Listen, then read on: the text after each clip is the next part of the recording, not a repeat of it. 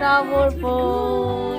Happy birthday to you, happy long life to you, happy long life to you, happy long life dear Samarpan, happy long life to you. May God bless you, may God bless you, may God bless you সোনা, may God bless you. হাততালি আমার সোনার জন্মদিন আসছে, সোনার জন্মদিন, আমার সোনার জন্মদিন।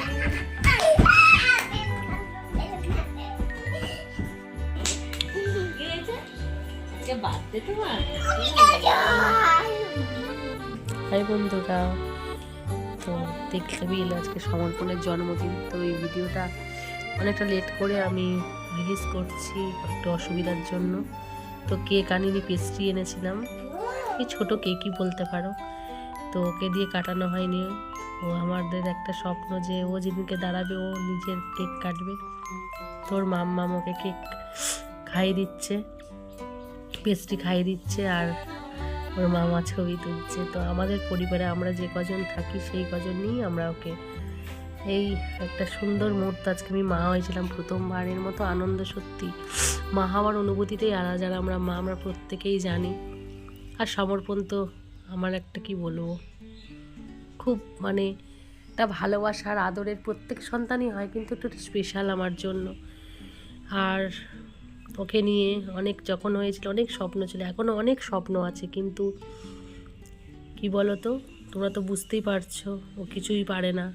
ওকে সব করিয়ে দিতে হয়, ওর কষ্ট দুঃখ বলতে পারে না, আমাদেরকেই বুঝে নিতে হয়।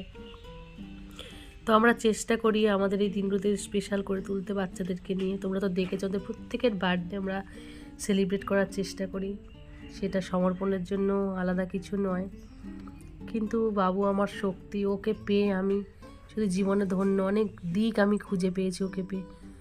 এরকম মায়ের কত কষ্ট হয়, কত স্ট্রাগল করতে হয় সব মাদের, স্পেশালি তাদেরকে মানে রাখার জন্য। অনেক খুশি আমি ওকে পেয়ে, অনেক ধন্য মনে করি যে আমি এরকম একটা বাচ্চার মা। আর বন্ধুরা, তোমাদেরকে আমরা প্রত্যেকে পাশে চাই। তো এখনও তো গুড নাইট, টাটা।